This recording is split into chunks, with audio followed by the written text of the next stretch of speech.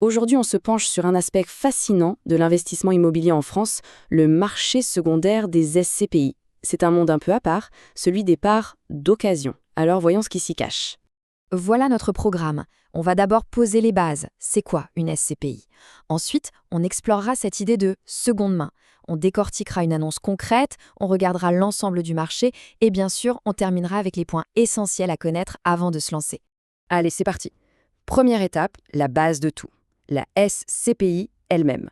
Pour bien comprendre le marché secondaire, il faut d'abord savoir de quoi on parle exactement. Alors, une SCPI, qu'est-ce que c'est? Pensez-y comme une sorte de copropriété géante. Au lieu d'acheter un appartement, on achète des parts. Et ces parts, elles représentent un petit morceau d'un vaste parc immobilier. Des bureaux, des magasins, des entrepôts. L'avantage énorme, c'est que tout est géré par des professionnels. Pas de soucis de locataires ou de travaux. Voilà pour la définition. Maintenant qu'on a ça en tête, parlons du cœur du sujet. Comment on achète ces parts? Et non, il n'y a pas que le neuf. En fait, il y a deux mondes. D'un côté, le marché primaire. C'est quand on achète des parts toutes neuves, directement à la société de gestion. Le prix est fixe, c'est clair. Et de l'autre, il y a le marché secondaire. Là, c'est le marché de l'occasion. On achète des parts à un autre investisseur qui veut les vendre. Et le prix n'est plus fixe, il est dicté par l'offre et la demande.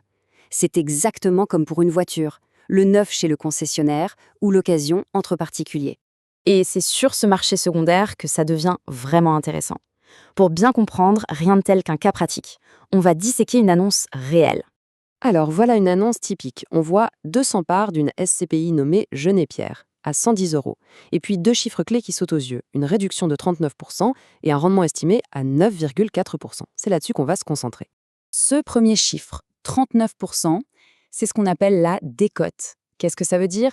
Tout simplement que le prix de vente affiché est 39% moins cher que la valeur officielle de la part, la dernière valeur publiée par la société de gestion. C'est une sacrée ristourne. Et maintenant, le deuxième chiffre, 9,4% de rendement. Comment on arrive à un chiffre pareil? Eh bien, c'est la conséquence directe de la décote. La part va générer un certain revenu locatif, qui lui ne change pas. Mais comme on l'achète beaucoup moins cher, eh bien mécaniquement, le rendement sur l'investissement augmente. C'est purement mathématique. Regardons ce que ça donne en euros sonnants et trébuchants. La valeur officielle de ce lot de parts serait de 36 000 €. Mais avec la décote, le prix d'achat tombe à 22 000 €. Le calcul est vite fait, c'est une économie potentielle de 14 000 € d'un coup. C'est assez parlant, non? Alors, on pourrait se dire, c'est un cas unique. Pas vraiment. Mais d'où viennent ces décotes?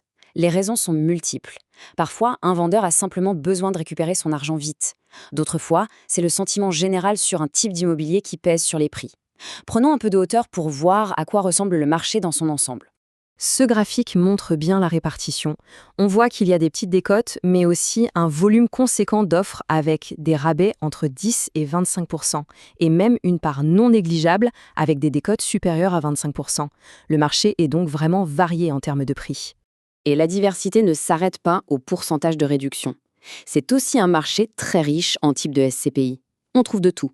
Des SCPI spécialisés dans l'immobilier de santé, d'autres dans les bureaux parisiens prestigieux ou encore dans les commerces. Chaque nom cache une stratégie différente. Bon, on a vu le potentiel, les opportunités, les chiffres qui peuvent faire rêver. Mais attention, avant de sauter le pas, il y a des choses absolument cruciales à comprendre. Les fameux petits caractères.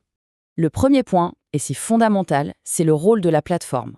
C'est écrit noir sur blanc, c'est un facilitateur, un lieu de rencontre. En gros, c'est le bon coin des parts de SCPI. Ce n'est pas un conseiller qui va dire si c'est une bonne ou une mauvaise affaire. Donc, pour résumer, voilà les 3 commandements. 1. La plateforme est un simple intermédiaire. 2. La recherche personnelle est indispensable. Il faut aller voir le site officiel de la SCPI, lire les derniers bulletins. Et 3. Ne pas oublier les frais. Il y a une commission et des frais de notaire. Ces frais sont souvent dégressifs, ce qui veut juste dire que plus le montant est élevé, plus le pourcentage des frais diminue. Mais ils sont bien là. Finalement, tout se résume à cette question. Le marché primaire, c'est la voie balisée, la simplicité. Le marché secondaire, lui, c'est un chemin moins emprunté. C'est un monde de variables, de décotes, de recherche, mais aussi potentiellement d'opportunités pour celui ou celle qui prend le temps de bien regarder. La vraie valeur est peut-être là pour les plus avertis.